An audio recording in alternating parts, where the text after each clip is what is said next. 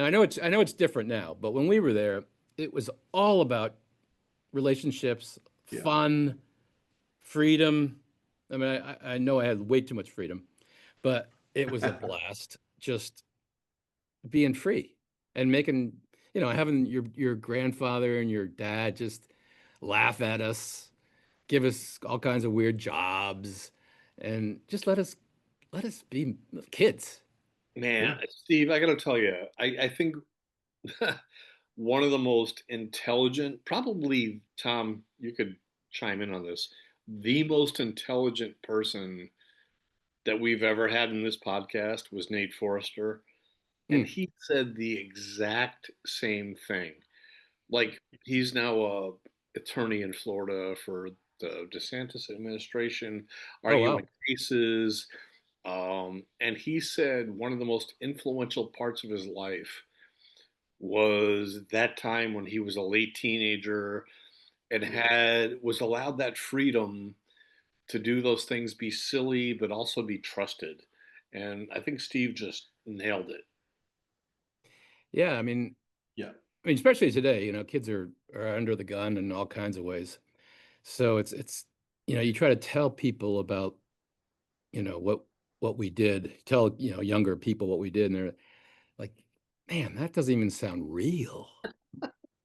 Right. You No, they know? let you And the drive the lifelong garbage friends, I truck? mean, the friends that I have, I'm like I said, I've known Dwight Jacobson since I was 17, Rick Nelson since I was 17, Dave Anderson since I was 7. You know, just these guys are my brothers. I love them like my brother, literally. I would do anything. If they called, I'd go out there and see them right now. If they needed me, I'd do it. They're just that important to me. So, and I would never have had that if it wasn't for camp. Beautiful. Yeah. That's actually, I apologize for, I think you told me, Steve, that you were at Wheaton, but tonight when we were trying to schedule the call, talking about Easter time or Central time, I had thought you were in Florida because a Well, tech, all those guys are down there. yeah, and Dwight sent me a picture of you and him and Curtis McWilliams and I think Dave Anderson, like in January playing like pickleball or something, Oh and yeah, yeah. Larry, was it Larry Smith? it might have been, yeah. Yeah, I was I was just out. I was just down there with my. I've been down there several times, and they live in Jupiter. So when I yeah, go to Florida, I go to Jupiter. yeah. Love it. It's a great pick. I think I might have shot you a pick of that, Tom. So Yeah, I think it's in there when we get there. So, yeah, yeah, I love what you're saying, Steve. They gave us the opportunity to do things that I think maybe only adults. They were expecting us to act like adults with equipment, even, right? So, yeah. like, to let you drive, I can't even imagine how much that garbage truck weighed. It was It- like a 3-ton garbage truck, yeah, not and small. I do hold the land speed record for the driving that thing too. I just want to make sure everyone knows I hold that Well, but that speed record. the concept I love from reading John Eldredge, he talks about part of the masculine journey is being given responsibilities and being expected to succeed because you're being told you have what it takes, right? And I think that's what Gordon and GLP2 really mastered. They gave us responsibilities and they were telling us you have what it takes, and that is huge to developing into a man. This is what I wrote to Don about being on boat crew. Who thought allowing an 18-year-old to drive a 240 horsepower water demon was a good idea? I'll tell you who. Me. Right? But they were telling us we had what it takes, which is a huge message to send to a bunch of teenage men in their development. I love it. Yeah, yeah, no, I think you're exactly right. I don't remember being doubted or shamed or punished for anything I did. It was like, you guys can do this, just do it Yeah. right. And we just took it for granted that we would do it right. And plus, we respected them. We liked them a lot. So why Well, they wouldn't earned we? that. why wouldn't we We earned it. do what they wanted us to do? I mean, Yeah. your father, Don, was just like a, he was bigger than life. Yes. Everything Don said, okay, whatever, I'll do it. You know, Mhm. so it was back then you didn't know. You had a lot less self-awareness, but man, it was just being part of something that was you knew back in your somewhere in the back of your brain that this is something special. Yeah. And even though I took a lot of it for granted, I look back and I go, man, gold, golden years. I agree. And there was a divine, like Tom said, for my dad and my grandfather to accept the responsibility that, they had to keep camp running, um, for all the guests and all the staff and all the staff that were woefully inexperienced and that what they were being asked to do. They were being asked to be trained on the job really quickly. And for him to put his head in the pillow at night, and I could tell you it wasn't early; it was late. The early years that I was there, when he came back, it was midnight. He had to expect that the next day that all the vehicles that were out there, the boats, the the cars, and on a one lane road, no less. Like camp had that little skinny, you know, um, that they had chosen the right people, that they were led to choose the right people. And in this whole journey, with the book and Tom with this podcast, every time I like Steve's account right now just so reinforces that you know um, when they were asked to trust young people to do those responsible things, that they had to lean on God to make sure that that they were right. Yeah. Yeah. No, amen. I hear you, man.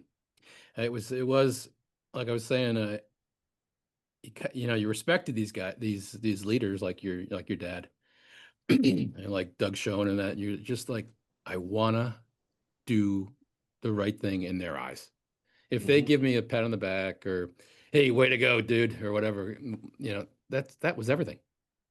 I remember one I'll never forget this one with Don Hammond Senior. I was doing the garbage truck one night or one day, and he left his plumbing out by the TP or something, and I thought it was garbage. I threw it in the garbage truck and dumped it out of at the dump. I get back and he goes, "Where's my stuff? Where's the plumbing?" You know, I'm going, "That was garbage, right?" Oh, you're He doing. goes, "No, it wasn't garbage, you idiot. Come on." So I went out there and I dug it out of the garbage pit, out of the garbage dump. I literally went in and dug it out, got it all out because it was in a box, brought it back to him. And that guy was like, I like you, Steve. You know, I won something in his brain, like something switched because he was like, who are you, punk? This punk kid, come on, get a real job. And then I came back and So I good. was like his son for the rest of the summer. I couldn't do anything wrong. So something like that, like, Yeah. changes, it's a little change, but for me, it was like, whoa, I did the right thing. Yeah. He thought I, just totally threw away, $200 worth of plumbing. And I said, no, I'm not going to let this, I'm not going to let him think that I did this on purpose or whatever. So it was one of those turning points for me and to kind of be in the good graces of Don Hammond. You couldn't beat that. I love it. Let me rephrase one of the questions for you, Steve. Yeah, I'll combine two of these. I know you watched the Bob interview. I don't know if you watched any other Bob Purdy. Um, After watching that, or just in general, what what came to mind about memories from camp, or what story do you tell the most about camp to people you meet? It depends on who I meet. if I'm with the old guys and the old, the crazy idiot friends that I have, it's always about, stupid things that we did, driving cars way too fast and boats at, the middle of the night going out, Tapawingo, all that stuff. It's like the golden years of your childhood, you just, it's one of those great set of 5 years or whatever that were just so much fun. But, when it came my last year as a, head boys, I realized that, I got a responsibility here to God and Camp the Woods. Yeah. And,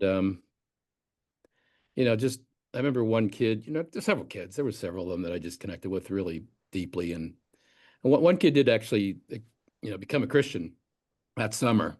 So cool. And I remember sitting on a rock with him, just talking about stuff. He was, a New York kid, New York City kid. Who knows how he got connected, but he came up, out of nowhere. And yeah, his name was Elliot, and we just had a time when, hey, he came to a spiritual reality. And it's humbling to think about it. Anyways, that was, amidst all the fun and crazy stuff with Christmas in August and everything else. It's all crazy, but that no doubt the number one thing is the connection, the spiritual connections, the relational connections, the heart connections that you made with your with people. Yeah. And yeah, it's just that simple, but that profound, I guess. Yeah. Well, I got to say, Steve, one of the Tom and I were on boat crew 85, 86. No, 85. You were on 85. I was 86, 87. Um, and then we interviewed Don Miller, who was on our staff in 87. And, he said that you were, uh, just he was on staff actually back in the dish room in 84, but he was under you and you were the I remember person. him. I remember Don.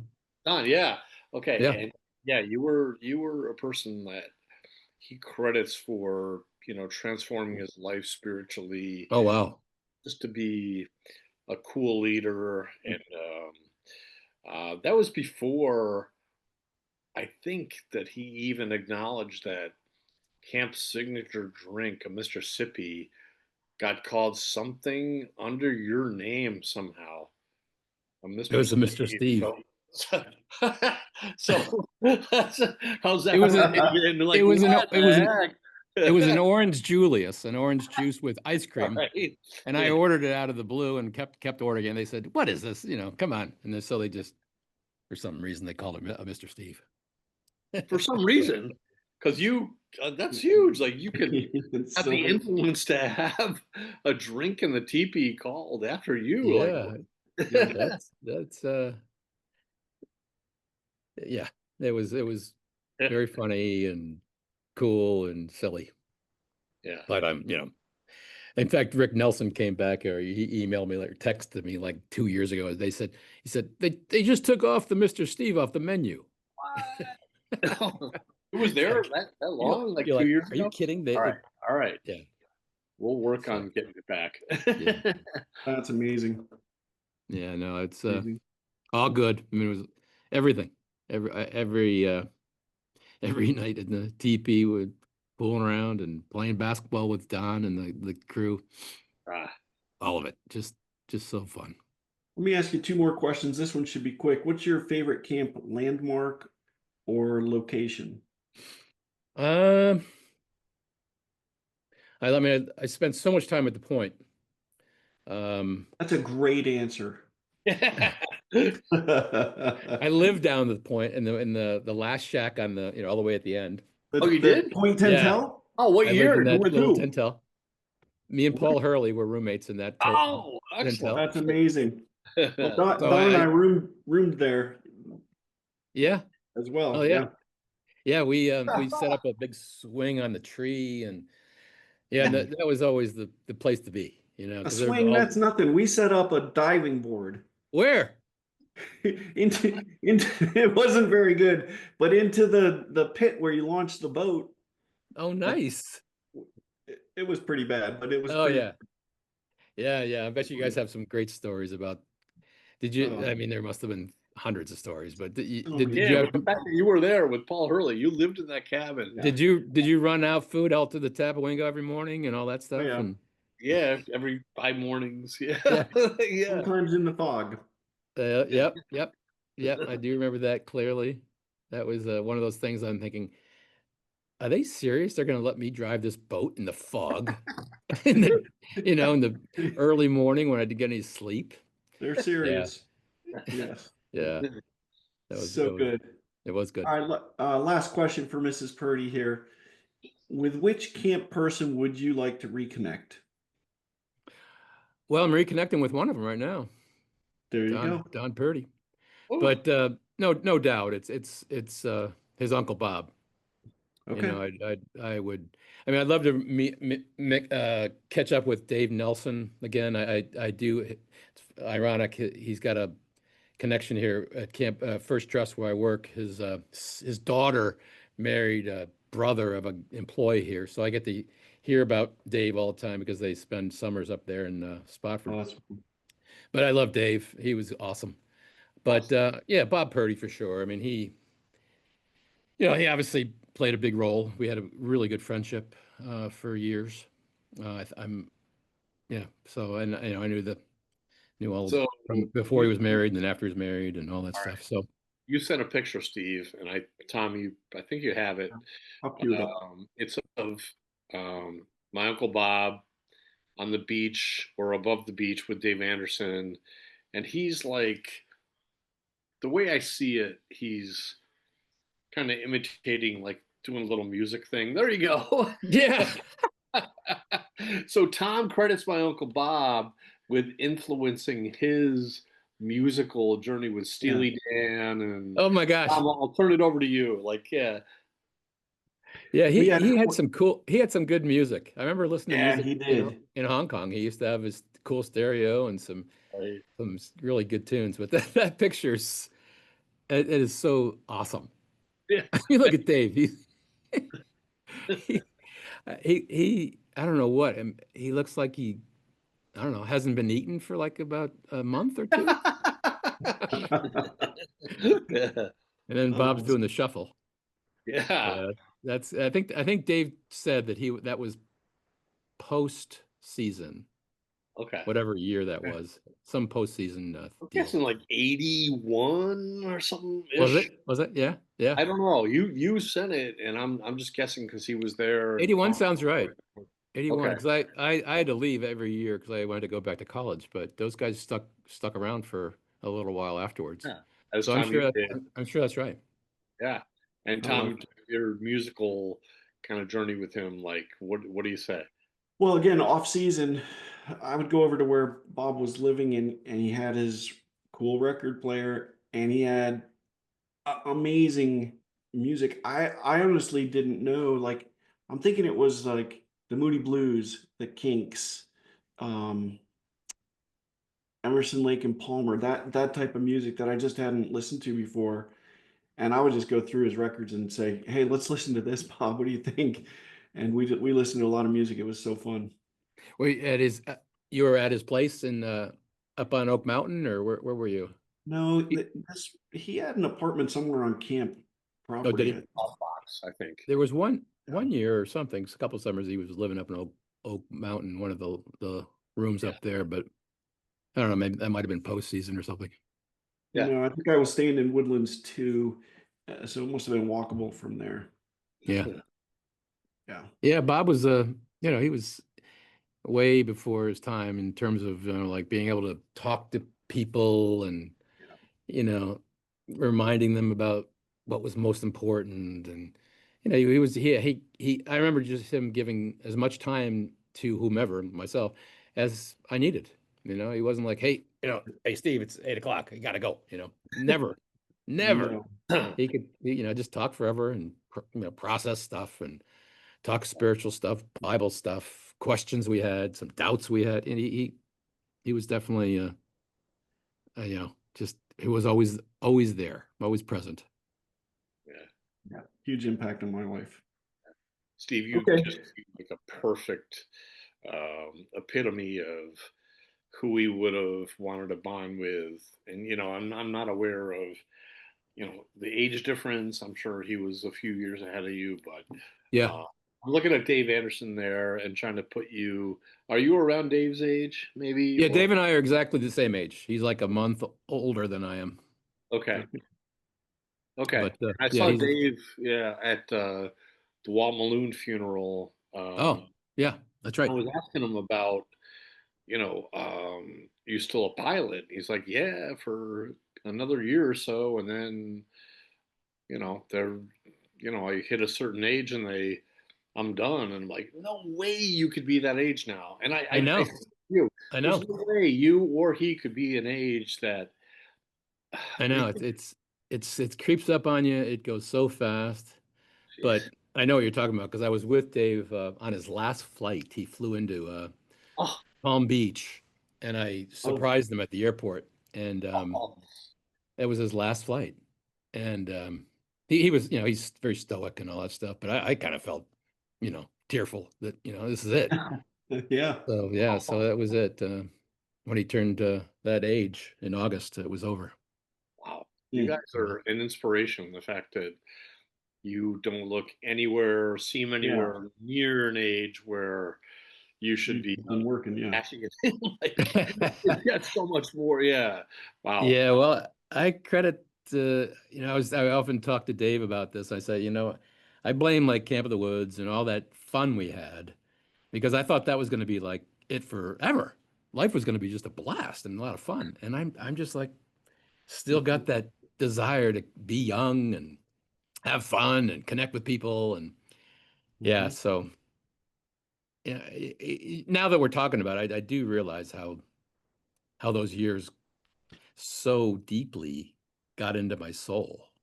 Yes. They really did. Yeah. A common theme. Okay. We are in the Blast from the Past segment here, and I absolutely love this next picture. Oh my gosh, look at that guy. Love this. I can't tell you, Don, how proud I am of that picture. Oh, this Yeah. warms my heart. Look at that. I mean, I got my arm around him. He's No, like, no. You also have a ski nautique hat on. That's yeah, I amazing. know. Isn't that awesome? Yes, it is. What a great picture, though. Right in front of the caboose. Yeah, look at those. I mean, look at he looks awesome. I mean, that'll be that look of your granddad is the look I'll always remember. Just For He has sure. like a smirk, right, John? Don, like a little bit of a devilish smirk to him, Yeah, right. right? yeah. Yeah. I think he's thinking, get your hand off me, you punk. Yeah, no, Oh, This is a that big was, ask, Steve, but do you remember like this picture being taken? Did you yeah, ask him I or do. I yeah? if I'm not mistaken, I think Carolyn took it. Oh, okay. okay. Yeah, Well, she worked it. Yeah, she like ran the caboose. So yeah. yeah, I'm pretty sure it was Carolyn's doing, and I'm sure I think I sent this to her as well, and yeah, That's what it's like I look at this picture and I go, that was just a few years ago, wasn't a Exactly. it? It was Yeah, like 40 plus years ago. Oh my gosh, oh, crazy. love it. it is. It is crazy. Yeah, but those smiles, at least on my face, Oh, those are serious. They're authentic smiles. I was yeah. happy as a clam right there. Love it. All right, what's going on here? Yeah, how about that, huh? Yeah, thank you for saying. Look at you, everybody's You look. What do you? How old What are was you that here? little kid doing in that picture? Yeah. I have a story to share about yeah. this. Yeah, but still, like, look at the rest of that group. Like, wow, what the heck was I in there? No, I've seen you play, and I bet you were keeping up with every single one of them. I Yeah, have a no, he was part of the team, man. No Yes. doubt. No doubt. It's annoying, isn't it? uh, there. I see our pictures here, the three of us, but it's cutting out the man that made that happen. Well, Steve Nelson was one of the right in the center was one of the people that made that happen, but Cliff Thompson, but Jim Rumsey had been watching me play, and he was like, you know, kid, you're you might be an okay basketball player at some point. And he was coaching the team. Yeah. He was like, "Look, how about if you want to, we practice every, I don't know, Tuesday, Wednesday, Monday night or whatever, and if you want to play in practice, you're not going to be part of the team. You know, we'll bring you in if you and then you know, if we're way ahead or something like that, we'll let you play in the last 2 minutes." Sure, And sure. so I in practice I was playing okay. Like I had one play. I remember one of these big guys. That's Dave Thompson or Which one are you looking at? okay, I'm sorry. There's Mark Ramsey, Yeah, Mark Ramsey, Dave Cliff Nelson. Thompson. Yep. Dave Uh, Nelson, and I remember I specifically remember it was a practice at night where one of the big guys kind of got trapped in the corner on defensively. It was not anything I did, yeah. but I saw an opportunity to like come around the corner because I was so small that I would like come around and maybe tap the ball away. And I did. And then the ball didn't go out of bounds. So I took it and I threw it way down in the other end. And like on a big rainbow pass, it bounced and Dave Nelson caught it on bounce and dunked it. And I'm like, Oh, that's awesome. oh man. And I'm like, I just participated in a play That's an assist. where I made accommodated for a play where it ended up in somebody dunking and like, okay, I might stick with this. And the next game, Yeah. he was a starter. No, it was like 4 years later, I played, but no, Yeah. yeah, That's Well, awesome. somewhere along the line, you learned how to jump, man, because I remember you could leap. yeah, Yes. that happened again another half decade later. Yeah, yeah. Leaned into it and yeah, but man, I'm looking at these Ed Shoot. Yeah, yeah. Yeah. That's, I mean, that picture couldn't be better, right? The Thank only the you. only problem is who's that guy in the front? He's got his shirt tucked into his shorts. Look at that guy. That's me with his shirts tucked into his shorts. What in Oh, the heck am right I here. doing? Everyone's I don't like, know, man. You were the leader of that team. You were a point guard that just, yeah, you were like, yeah, I do say I wasn't that really that great, but I was just a little quicker than everyone else. That was a it. lot. You were the essence of quickness. Yeah. Yeah, that was so much fun. Those games were awesome. I think we lost one game that season against Pete Nelson and Jack Zimmerman. They came in and smoked us, but we rolled on that year. Yeah. Good I love stuff. it. Yeah, Tom, you that's played a lot of fun.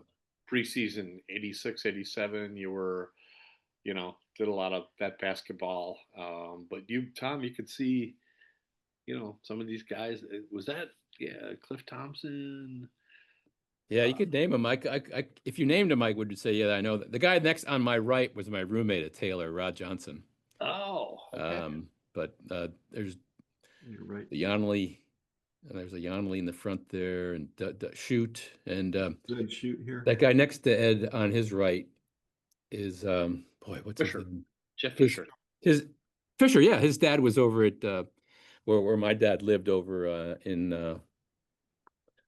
let's see, what's that place The one in between Ed and Don. Pennsylvania? What's And that? he ran the team Between, too. They were from Minnesota. Yeah, but I think he moved. Oh, maybe I'm wrong, but I thought they moved. He moved to, in Lancaster, that Okay. place that all the camp people are at. I don't know if you remember that All right. that retirement place. Anyways, uh, I know this. I've been there. I forget the name of it. When this airs and Ed Shoot, I'm calling you out. You're there in the front row. You Yeah. will. I'm counting on you to know everyone that's in that picture. He will. yeah, that He will. I do remember everyone, but I just can't remember their face. I can't remember their names. Love it. That good-looking kid sitting on his knee on the far left over there. He was always a stud. I gotta move this because there. Okay, I have our pictures there. So there, yeah, that's a good looking guy. Jim Rumsey too. Yeah. Yeah, big rums, Oh, man. Big rums. Wortman, Steve Wortman, Oh right? yeah, Steve Wortman. Yeah, Yeah, he was a good player too. Bruce O'Brien. Fast and he Yeah, could jump too. yeah, he could. Yeah, he grew up in. Is this Yeah, Bruce you wonder O'Brien? where all these people are today. It I'd is. love, love, love, love to know. Yeah, we're gonna work on it, but yeah, I was look. going to ask if that was Bruce. I think it is Bruce. Yeah, but look at Okay. Steve front and center. So Love it. All right. Who we looking Oh at? yeah, this is yeah. Dwight sent me this, and this is why today, Steve, when you were like Easter time or whatever, I'm like, I should have known you were still at Wheaton, but I, for some reason, because of this picture, I thought you lived, there in Florida with Dave Anderson. Dwight, is that Curtis Nicholas? it's Larry Smith. And the guy that I'm got my arm around is Oh, Larry, Larry. Okay. and we just had finished playing pickleball that morning, Nice. and Dwight and Dave came over and watched, and yeah, they're all down there for. Well, Larry, I think Larry's down there from like January to maybe April, and then Dave and Dwight own places down there. Yeah. So I go and freeload off them when I can. Yeah. I I love got the it. gift. I've got the gift of receiving. I always tell them. So I just come in and Great gift to receiving. yeah, Well, Dwight sent me that picture, so he yeah, obviously is, happy that you're there. So yeah, yeah. No, Dwight's he's one of my heroes.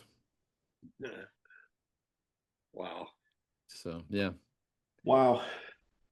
Well, it's a great connecting with you guys. I mean, I can't tell you how cool, what you guys are doing.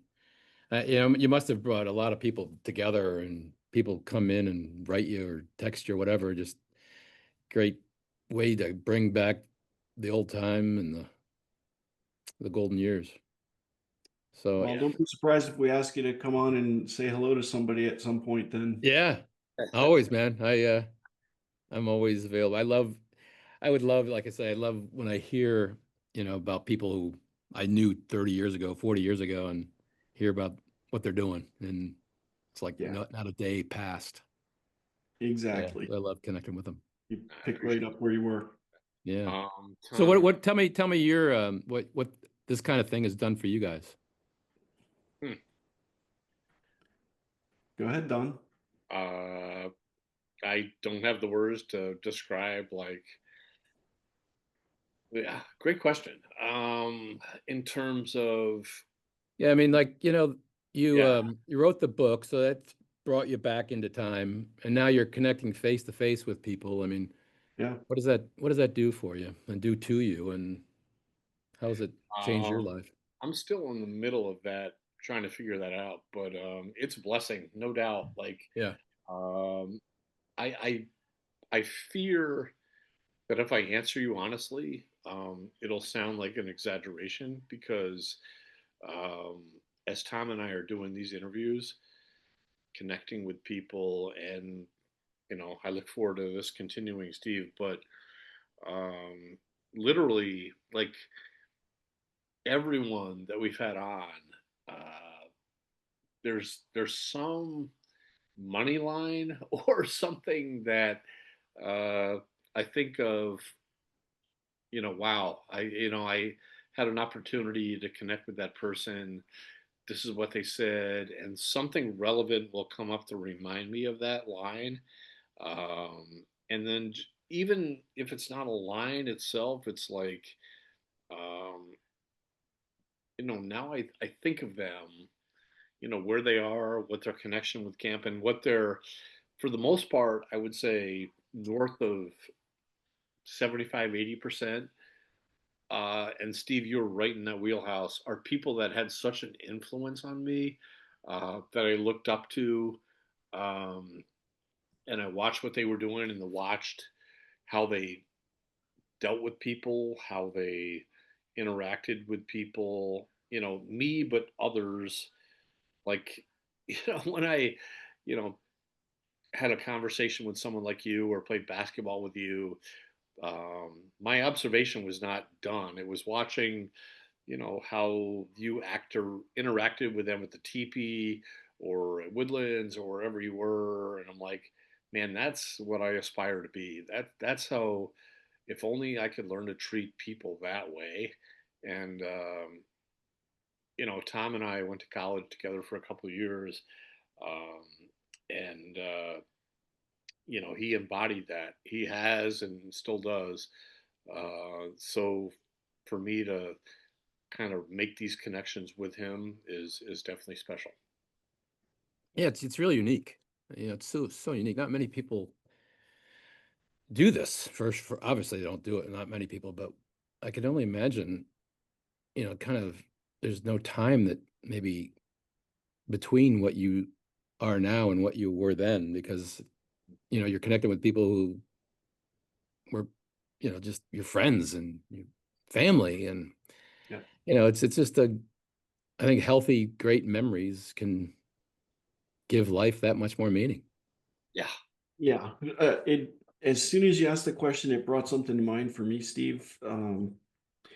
I just looked it up to get the reference. Joshua chapter 4, the Israelites crossed the Jordan, and God commands them to take 12 stones out of the riverbed and put them on the side. And those stones were there for generations as a reminder of what they went through. And I think, doing these interviews and talking to people who had that common experience that we did at working at camp and the impact of leaders like the Purdy's, it's a reminder. We're looking at those stones yet again and reminded this is why I believe what I do. And these are the experiences that helped solidify what I believe at that impressionable time of life. It's huge. And this, Don and I did a review of some of the common themes from season 1 and 2. It's the leadership, it's the common bonds, it's the shared experiences we've all had, and our love for camp. But ultimately, it's part of the journey God's put us all on, and camp was a huge part of it. And so these interviews allow me to go back and look at the stones that I've put on the side of the river as a memory, right? Yeah, that's awesome. Yeah, it's been a joy. It's been so fun to Yeah, I'm re kind of jealous. yeah. You get you get you get to connect with Yeah. your past in such a profound, unique, and simple way. Really, you're just talking. Yeah. Well, listen, And Steve, I gotta say too, like one of the benefits of this has been a reconnection where throw me a text, throw me an email, call me or whatever, and whatever you feel is left on the table, whether it's, from something untapped that happened tonight or something you're reacting to that happens. Um, you are, we ended season 2 with a group call of 20 some people, and they all recommended people, and they all are worthy people that we're going to talk to. But oh wow, cool. when we decided to do another season, uh, I had long targeted you to be the one that we would start another season with, and man, it's been great. That has been great. No, I appreciate it, man. It's like I say, it's kind of like time hasn't passed. I mean, I'm thinking of you and all these memories of just you and me just playing hoops and seeing each other, and it's just took it for granted, but it was all good, Oh, man. thanks. It's just so good. Yeah, well, one of the things I'll leave you with, thank you, is I Jimmy Olsen and Beth Markel sent me staff directories from all the '80s, and I finally found one, and we found you. It was Head Boyne's counselor, and to what extent you wrote this, maybe you did because you had some power as head boys counselor. It was written head boys counselor. Well, this is great. This is so good. I have it here. Yes. And Oh, we should put that up. reckless Oh, garbage truck driver. That was, I can tell you exactly who wrote that. It was Oh, Kelly Yeah, Hess. so please. good. Kelly Hess. All right. She wrote it. Oh. That was her contribution to my career. Yep, that was her. How did we wait this long to mention that, Don? I don't know. That A was great so ending, right? good. Well, Oh, I did tell you my reckless driving incident over by the teepee. So yeah, that's I own it. That was me, man. amazing. Absolutely amazing. Oh my gosh. Well, thank the good Lord that we all survived and Yes. lived to tell the story. Yeah. So fun. Oh my gosh, Yeah. Steve, please stay in touch. And Will do, man. yeah, this has been tremendous. I can't wait for people to see it, and look forward to staying in touch. Yes. And there's more to come for sure. Yeah, good, good. Well, I look forward to it. I really do. I appreciate it. I love you, man. Thanks, you too, man. Okay. All right. Steve, All great to right. meet you. Well, let's keep this going. I'd love to catch up with you sometime away from the cameras, and I'm sure there's a lot to talk about. Much more. Yeah. Always. All All right. right, guys. Well, All it's right. great to connect with you. I love you guys, and we'll hopefully see you soon. See you. Bye. Thanks, Steve. All right. All right.